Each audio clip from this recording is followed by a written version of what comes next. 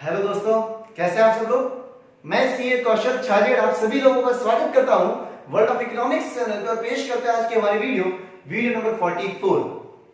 हम लोगों ने जो पिछली वीडियो देखी थी वीडियो नंबर 43, उसमें हम लोगों ने डिस्कस किया था फिस्कल डेफिसिट को कि सर फिस्कल डेफिसिट क्या होता है, फिस्कल डेफिसिट का मीनिंग देखा था, फिस्कल डेफिसिट के इंप्लीकेशंस के बारे में बात करी थी और हम लोगों ने बात देखा था कि sir sources of financing fiscal deficit क्या होता है।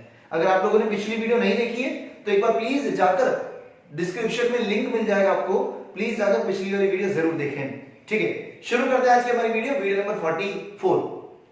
सर आज जो हमारा टॉपिक है वो है प्राइमरी डेफिसिट। बच्चों ध्यान से सुनना, प्राइमरी डेफिसिट का मतलब क्या होता है। सर प्राइमरी डेफिसिट का मतलब होता है कि सर गवर्नमेंट जो भी अमाउंट बोरो कर रही है जिसको हम फिस्कल डेफिसिट बोलते हैं, गवर्नमेंट का जो भी फिस्कल डेफिसिट है उसमें से आप इंटरेस्ट का पेमेंट जितना करना है वो हटा दीजिए। जब हम प्राइमरी डेफिसिट की बात करते हैं तो प्राइमरी डेफिसिट का मतलब क्या हुआ, प्राइमरी डेफिसिट का मतलब हुआ फिस्कल डेफिसिट जो आपका करंट ईयर का है उसमें से पिछले साल का इंटरेस्ट ऑन बोरोइंग्स कितना बन रहा है वो आप हटा दीजिए। तो जैसे ही आप इंटरेस्ट ऑन बोरोइंग्स हटाएंगे आपको पता चल जाएगा कि प्राइमरी डेफिसिट कितना है। और ये प्राइमरी डेफिसिट क्या शो करेगा, ये प्राइमरी डेफिसिट ये शो करेगा कि गवर्नमेंट को एक्चुअल में इंटरेस्ट पेमेंट करने के अलावा फंड कितना बोरो करने की रिक्वायरमेंट है। मान लीजिए फिस्कल डेफिसिट है 100, उसमें से आपको 60 रुपीज इंटरेस्ट का पेमेंट करना है, तो 40 रुपीज जो आया वो ये शो कर रहा है प्राइमरी डेफिसिट, और ये 40 रुपीज क्या शो कर रहा है कि गवर्नमेंट को जो फंड बोरो करना है उसमें से ये 40 इंटरेस्ट के अलावा पेमेंट करने के लिए चाहिए। तो प्राइमरी डेफिसिट कैसे निकलेगा, प्राइमरी डेफिसिट का फॉर्मूला देखिए, fiscal deficit of current year minus interest payment of previous years borrowing. आई बात समझ में, वापस सुनना क्या बोल रहा हूं। करंट ईयर का फिस्कल डेफिसिट, उसमें से आप इंटरेस्ट माइनस कर दो, इंटरेस्ट माइनस करोगे आपको क्या मिलेगा, प्राइमरी डेफिसिट। अब ये क्या इंप्लीकेशन देता है, देखिए पहली इंप्लीकेशन बोली है, primary deficit indicates how much amount of government borrowings are required to meet expenses other than interest payments. क्या बोला है कि सर गवर्नमेंट को इंटरेस्ट पेमेंट के अलावा बोरो करने की कितनी जरूरत है। मतलब अगर मान लीजिए गवर्नमेंट का इंटरेस्ट का पेमेंट 60 है तो 60 को छोड़ने के बाद कितना अमाउंट हमारे को अदर एक्सपेंसेस के लिए बोरो करने की रिक्वायरमेंट पड़ेगी। देखिए वापस एक बार क्या बोला है, primary deficit indicates how much amount of government borrowings are required to meet expenses other than interest payment. Sir borrow करने की रिक्वायरमेंट क्यों पड़ रही है, क्योंकि सर हमारे पास फंड की कमी है। अब फंड की कमी है, फंड की कमी क्यों है, क्योंकि सर हमारा खर्चा ज्यादा है, हमारी इनकम कम है। सुनना ध्यान से, डेफिसिट कब आता है, जब एक्सपेंडिचर ज्यादा हो इनकम कम हो। अब एक्सपेंस ज्यादा है वो तो समझ में आया, ज्यादा है तो बोरो करना पड़ेगा। अब बोरो कर रहे हैं तो उसमें से सर इंटरेस्ट का पेमेंट हटा दीजिए। इंटरेस्ट का पेमेंट करने के लिए बोरो नहीं करना है, वो कितना अमाउंट है देख लीजिए, इंटरेस्ट को तो छोड़ दीजिए, इंटरेस्ट साइड में हो गया। अब इंटरेस्ट का पेमेंट करने के अलावा कितना हमारा खर्चा ऐसा है जिसको हमें पेमेंट करने के लिए बोरो करने की रिक्वायरमेंट आ रही है, वो हमारा अमाउंट कहलाएगा प्राइमरी डेफिसिट। कि सर इंटरेस्ट के बिना, अगर हम इंटरेस्ट की बात ना करें तो इंटरेस्ट को छोड़ के जो दूसरे खर्चे हैं उनके लिए कितना बोरो करना है वो पता चलेगा प्राइमरी डेफिसिट से। ठीक है, नेक्स्ट सर फिस्कल डेफिसिट में से अगर आप प्राइमरी डेफिसिट माइनस करते हो, इसी फॉर्मूला को देख लो, फिस्कल में से अगर आप प्राइमरी डेफिसिट माइनस करते हो तो आपको पता चलेगा कि हमारा इंटरेस्ट का पेमेंट कितना है। क्या पता चलेगा, फिस्कल डेफिसिट में से अगर आप प्राइमरी डेफिसिट माइनस करोगे तो क्या मिलेगा, इंटरेस्ट पेमेंट। ठीक है, एक और चीज बहुत अच्छी है कि अगर प्राइमरी डेफिसिट जीरो आए, अगर ये जीरो आए, ये जीरो कब आएगा, जब फिस्कल डेफिसिट और इंटरेस्ट पेमेंट बराबर होंगे। ये प्राइमरी डेफिसिट जीरो कब आएगा, ये जीरो कब आएगा, मान लो ये 100 है तो इसमें से कितना माइनस करूं, 100 में से 100 माइनस करूंगा तभी ये जीरो आएगा। तो प्राइमरी डेफिसिट जीरो होने का मतलब क्या हुआ कि बोरोइंग किसके बराबर है, इंटरेस्ट के बराबर। और अगर इसको अच्छे से समझा जाए तो क्या, अगर प्राइमरी डेफिसिट जीरो है इसका मतलब गवर्नमेंट जो भी बोरो कर रही है वो सिर्फ किसके लिए कर रही है, इंटरेस्ट का पेमेंट करने के लिए बोरो कर रही है। मतलब गवर्नमेंट को जितना भी अमाउंट बोरो करना है वो एक ही रीजन है बोरो करने का कि सर हमारे को इंटरेस्ट पेमेंट करने के लिए पैसा नहीं है, तो ब्याज चुकाने के लिए, इंटरेस्ट ऑन लोन पेमेंट करने के लिए और लोन लेना पड़ रहा है। आई बात समझ में, क्लियर है। एक बार फटाफट ये तीनों चीजें देख लीजिए। पहली तो सर ये क्या शो करेगा कि कितना अमाउंट गवर्नमेंट की बोरिंग्स को बोरिंग्स चाहिए to meet expenses other than interest payment. Second, fiscal deficit minus primary deficit is equals to interest payment and borrowings of previous year. इसी फॉर्मूला से मिला. Primary deficit is equals to 0. It means interest on borrowings has forced government to borrow money for interest payment. कि जैसे इसका मतलब ये हुआ कि इंटरेस्ट ने गवर्नमेंट को मजबूर कर दिया है, पैसा ब्याज पे लेके आइए, बोरो करिए, तभी इंटरेस्ट का पेमेंट हो पाएगा. आई बात समझ में? ठीक है, एक बार फटाफट से ये नोट डाउन करिए. आगे हम लोग आज एक इंपॉर्टेंट टॉपिक और देखेंगे, ऑब्जेक्टिव्स ऑफ गवर्नमेंट बजट. एक बार फटाफट ये नोट डाउन करिए, आगे बात करते हैं अपन फास्ट.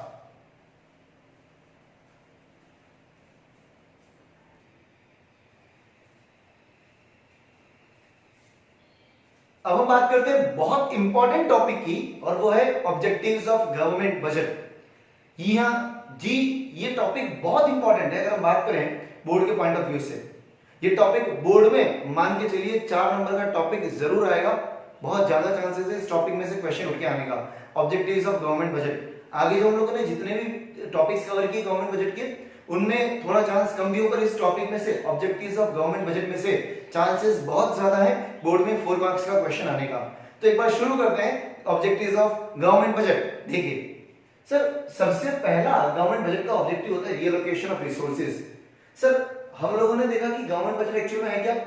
गवर्नमेंट बजट में ये बताते हैं कि सर आने वाले साल में हम एस्टिमेट करेंगे कि कहां-कहां से इनकम आने वाली है और कहां-कहां हम खर्चा करने वाले हैं. अब गवर्नमेंट बजट में ये तो पता चल गया कि सर इनकम कहां-कहां से आने वाली है और कहां-कहां हम खर्च करने वाले हैं, बट गवर्नमेंट बजट को बनाने के पीछे ऑब्जेक्टिव क्या है? गवर्नमेंट बजट बनाया क्यों जा रहा है? क्यों जरूरी है इनकम और एक्सपेंडिचर को एस्टिमेट करना? तो गवर्नमेंट जब भी बजट बनाती है तो उसके बजट के पीछे कुछ एक ऑब्जेक्टिव्स होते हैं जिनको ध्यान में रख के बजट बनाया जाता है. तो उसमें सबसे पहला ऑब्जेक्टिव होता है रीएलोकेशन ऑफ रिसोर्सेज. अभी ध्यान से सुनिएगा रीएलोकेशन ऑफ रिसोर्सेज क्या बोलते हैं. सर अगर बात करें इकोनॉमी में 2 तरह के सेक्टर काम करते हैं, पब्लिक सेक्टर, प्राइवेट सेक्टर. अगर पब्लिक सेक्टर को साइड में रखा जाए तो प्राइवेट सेक्टर की अगर हम बात करें तो प्राइवेट एंटरप्राइजेस जितने भी होंगे वो लोग अपने फंड्स को वहां एलोकेट करना चाहेंगे जहां पर प्रॉफिट ज्यादा हो. ये तो आप सब लोग समझते हैं. अगर कोई भी प्राइवेट एंटरप्राइज है वो अपना पैसा कहां लगाना चाहेगा? जहां पर उसको प्रॉफिट ज्यादा मिलता हो. और ये जनरली वो सारे एरियाज होते हैं जिनमें ऐसे गुड्स का प्रोडक्शन होता है जो सोशली अनवांटेड है. मैं बोलूंगा कि सर ऐसे गुड्स जो हेल्थ हजार्डस गुड्स है, जैसे लिकर हो गया, अल्कोहल हो गया, टोबैको प्रोडक्ट्स हो गया, जिसमें आप सिगरेट्स का हो, चाहे गुटखा, पान मसाला का हो, कुछ भी चीज है, तो प्राइवेट एंटरप्राइजेस जनरली अपने फंड वहां लोकेट करते हैं जहां उन्हें प्रॉफिट ज्यादा मिले. और प्रॉफिट जनरली उन एरियाज में ज्यादा मिलता है जो social goods unwanted, socially unwanted होते हैं. जैसे टोबैको हो गया, लिकर प्रोडक्ट्स हो गए, ये सारे प्रोडक्ट्स है. तो इनमें प्रॉफिट ज्यादा होता है, बट ये गुड्स क्या होते हैं? हेल्थ हजार्डस गुड्स होते हैं, ये सोशली अनवांटेड गुड्स हैं. अब सर अगर बात करें तो गवर्नमेंट क्या करती है?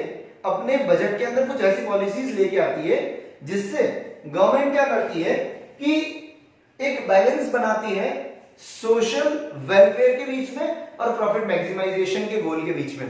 ध्यान से सुनना क्या बोला. देखिए प्राइवेट एंटरप्राइजेस का तो पहला ही मोटिव होता है कि पैसा लग रहा है तो प्रॉफिट अच्छे से अच्छा आना चाहिए. अब वो जनरली कौन से बिजनेसेस में इन्वेस्ट करते हैं, कौन से सेक्टर में पैसा लगाते हैं? ऐसे सेक्टर में पैसा लगाते हैं जो जनरली गुड्स हेल्थ हजार्डस होते हैं और वहां पे प्रॉफिट भी क्या होता है? जनरली हाई होता है. जैसे लिकर हो गया, ऑयल, टोबैको प्रोडक्ट्स हो गए, ये सब चीजें. अब गवर्नमेंट अपनी बजटरी पॉलिसी के थ्रू क्या करती है कि सर हमें पता है कि ये जो गुड्स मैन्युफैक्चर करने वाले प्रॉफिट मैक्सिमाइजेशन के लिए ये सोशली अनवांटेड है, हेल्थ हजार्डस गुड्स है, तो इनका प्रोडक्शन करने से भले इनको प्रॉफिट ज्यादा होगा पर सोसाइटी पे एक नेगेटिव इंपैक्ट आता है.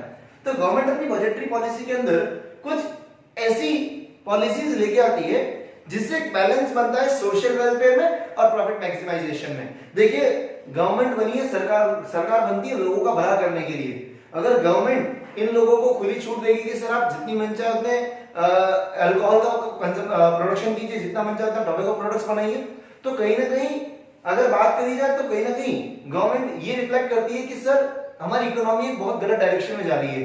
तो गवर्नमेंट को ये तो चाहिए कि प्राइवेट एंटरप्राइजेस को प्रॉफिट हो, बट साथ में सोशल वेलफेयर भी हो.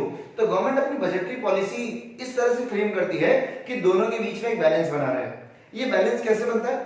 गवर्नमेंट क्या करती है कि जितने भी हेल्थ हजार्डस गुड्स हैं, चाहे आप लिकर का हो, टोबैको प्रोडक्ट हो, जिसमें आपके सिगरेट्स आ गई, गुटखा आ गया, पान मसाला प्रोडक्ट्स आ गया, तो गवर्नमेंट क्या करती है, इन प्रोडक्ट्स के प्रोडक्शन पे एक हैवी टैक्सेस लगा देती है।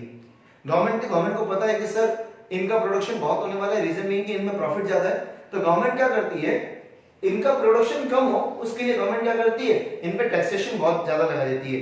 अभी आप लोगों ने देखा भी होगा कि गवर्नमेंट ने during recent past 10 to 12 days government ने क्या किया कि लिकर शराब के ऊपर 70% टैक्स रेट बढ़ा दी।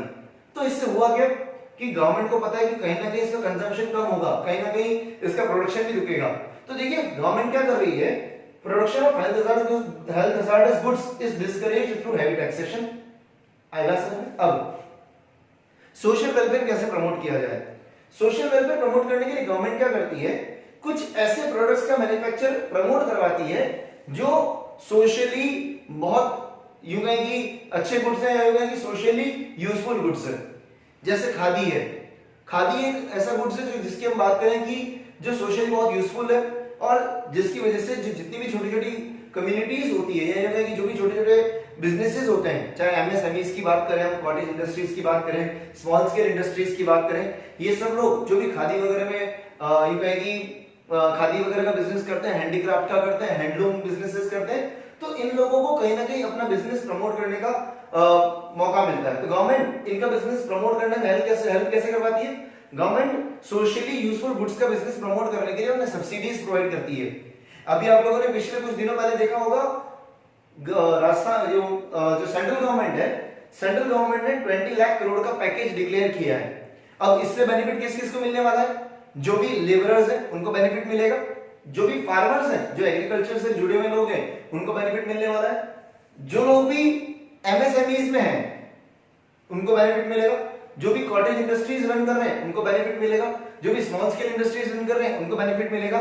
उसके साथ में गवर्नमेंट ने एक अच्छी बात कही थी, अगर आपने वो भाषण अच्छे से सुना हो, रात 8 बजे का, अगर आपने 12 तारीख को रात 8 बजे का भाषण अगर मोदी जी का अच्छे से सुना तो आपको वहां पता चलेगा गवर्नमेंट ने एक डिक्लेरेशन वहां से रिक्वेस्ट करी थी कि सर आप लोकल अपनाइए, लोकल प्रोडक्ट्स को ब्रांड बनाइए, आप लोकल प्रोडक्ट्स को वोकल करिए। लोकल को वोकल करने का मतलब वहां पे ये था कि आप एक काम करिए, जो आप ऐसे गुड्स खरीद रहे हैं जो बाहर की कंट्रीज को बाहर की कंट्रीज में जो कंपनी सिचुएटेड है उनको ग्रो करने में हेल्प कर रहे हैं, उनकी बजाय आप ऐसे गुड्स का मैन्युफैक्चर करिए जिसकी वजह से जो इंडिया में एस्टेब्लिश बिजनेसेस हैं उनको ग्रो करने में हेल्प मिले। तो बात क्या है कि गवर्नमेंट क्या करती है कि अपनी पॉलिसीज के थ्रू कहीं ना कहीं सोशली यूजफुल गुड्स का प्रोडक्शन क्या करती है, एनकरेज करवाती है, और सोशली हजार्डस गुड्स जो है, हेल्थ हजार्डस गुड्स है, उनका प्रोडक्शन डिस्करेज करने के लिए हैवी टैक्सेशन लगाती है। अब देखिए क्या बोला है, government has to reallocate resources considering social and economical consideration if market fails to do so. अब गवर्नमेंट को क्या करना पड़ेगा कि कहीं ना कहीं रिसोर्सेज को इस तरह से एलोकेट करवाना पड़ेगा कि सोशल और इकोनॉमिकल दोनों चीजों को ध्यान में रख के कि कहीं दोनों चीजों को ना तो सोशल वेलफेयर कम हो लोगों का और ना ही प्रॉफिट का जो गोल है वो कहीं डगमगा है। तो बात यह है कि गवर्नमेंट को कहीं ना कहीं रिसोर्सेज को रीअलोकेट इस तरह से करना पड़ेगा कि इकोनॉमी के अंदर सोशल वेलफेयर और प्रॉफिट मैक्सिमाइजेशन के बीच में एक बैलेंस बना रहे। ठीक है, एक बार फटाफट देखते क्या बोला है। Private enterprises allocates fund where profits are high. It is possible only in those areas which does not promote social welfare, that is liquor, tobacco products, etc. Through budgetary policy, government allocates resources in such a way that there exists a balance between social welfare and goal of profit. Production of health hazardous goods is discouraged through heavy taxation. Health hazardous goods को discourage किया जाता है through heavy taxation. Production of socially useful goods is encouraged through subsidies. और socially useful goods के लिए government क्या करती है, सब्सिडीज डिक्लेयर करती है। Government has to reallocate resources considering social and economical considerations if market fails to do so. आया आप सभी लोगों को समझ में? एक बार इसे वापस अच्छे से देखिएगा। बहुत अच्छा, बहुत अगर सिंपल सी बात करूं तो गवर्नमेंट अपने फंड्स को इस तरह से रीलोकेट करेगी कि इकोनॉमी के अंदर सोशल वेलफेयर और प्रॉफिट के गोल के बीच में बैलेंस बना रहे। उसके लिए गवर्नमेंट हेल्थ हजार्डस गुड्स पे प्रोडक्शन पे हैवी टैक्सेशन लगाती है और सोशली यूजफुल गुड्स जैसे खादी, हैंडलूम, हैंडीक्राफ्ट वगैरह चीजें हैं उनके प्रोडक्शन के लिए गवर्नमेंट सब्सिडीज प्रोवाइड करती है। तो इसी तरह से गवर्नमेंट क्या करती है, बैलेंस बनाती है सोशल वेलफेयर और growth goal of profit maximisation के बीच में। एक बार आप फटाफट इसे पॉज करके नोट डाउन करिए, आगे बात करते हैं अपन फर्स्ट।